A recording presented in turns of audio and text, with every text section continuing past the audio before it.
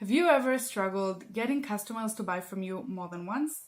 Have you ever had customers buy once and then never come back again, never communicate with you again? If you have, you are not alone. There are a lot of e-commerce businesses who struggle with the same issue. And it is a big issue because customers who come back to buy more than once are the customers who will spend the most amount of money in your store. So you definitely want them to come back and buy again and again. How do you do that? That is something that a lot of new e-commerce stores or even well-established ones wonder and ask themselves. And I have 5 tips today to help you optimize your post-purchase communication to get more sales and to get people back to your store, re-engage them with you, and turn them into lifelong customers. But before we jump in, let's just talk very quickly about the role of post-purchase communication. Why is it important? Why should you keep bugging your customers and communicating with them after they've already purchased? The first reason is to keep you on their mind. There are so many websites and so many stores and probably a few that are selling the same things that you are out there in the internet. There is no reason why they should remember you unless you make sure they do, because you keep talking to them in a way that they like. The second reason is because it helps you reduce buyer's remorse. And buyer's remorse is something that happens when we buy something and very quickly regret this purchase. Now, if we've bought it in a physical store, then sometimes we would not bother returning it, or maybe we can't return it. But if we buy it online, it's very easy to just cancel the purchase and get a refund.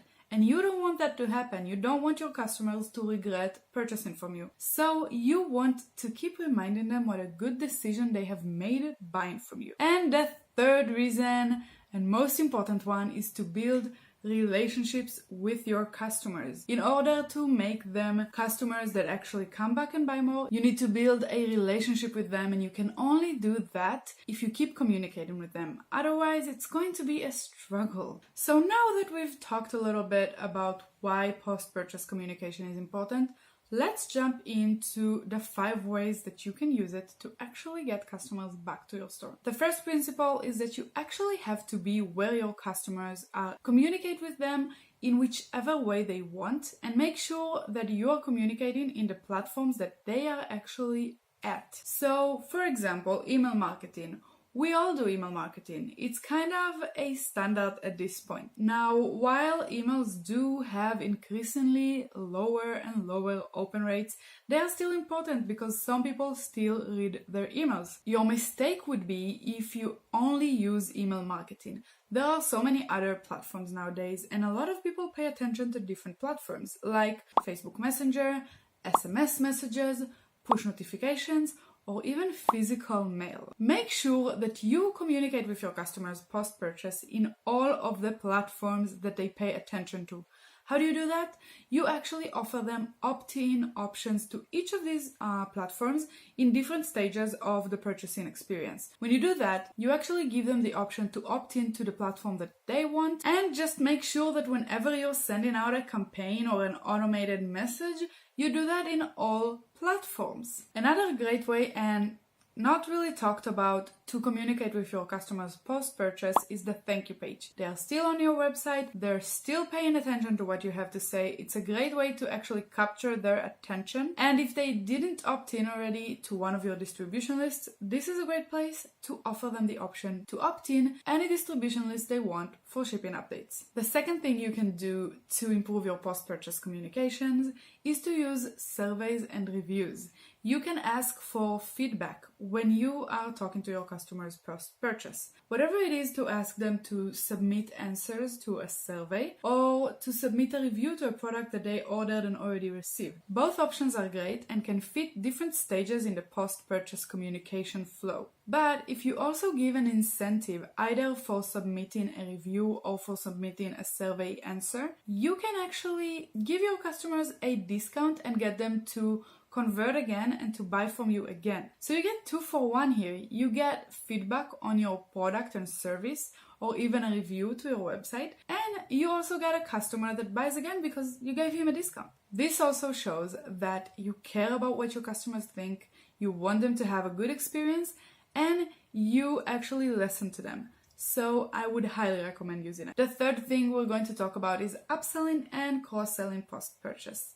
Yeah, you're probably already sending at least some emails offering a discount or recommended products to your customers post-purchase. But these promotional emails don't really have very high open rates. What can you do to actually make sure your customers pay attention to the upsell and cross-sell that you are sending them? A few things. First of all, use your transactional emails. You're already sending them shipping updates and order confirmation and whatever other email that you're sending until they get their order. Why not add recommended products in there, or maybe a discount for a second purchase, or anything that would really get them back to your website and entice them to buy again. Use the order status page, the order confirmation page. We've talked about it before, but this is a place that your customers are paying attention to.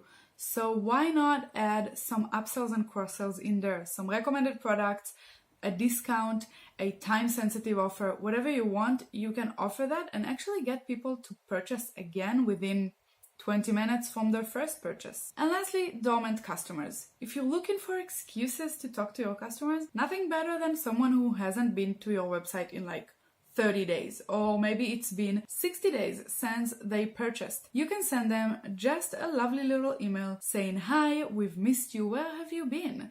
and giving them a discount, or recommending a specific product. If you have consumable products, this is the perfect opportunity to just offer a refill for their previous purchase. It's up to you and your brand, but the idea is not to let people go dormant for too long because then they forget about you. The fourth principle that can help you improve your post-purchase communication is personalization. Personalization is super duper important. And yeah, everyone knows that. Everyone put the name of the customer in the email or in the header or whatever. But you can do so much more than that. You can use your post-purchase surveys to actually collect information about your customers. Ask them things that would help you determine what to target them with. You can ask them things like their age, where do they work, their hobbies and interests, and actually use that when you're communicating with them later. It will help you grab their attention and actually get them to feel like you're talking to them specifically. This is not a bulk campaign email that you're sending,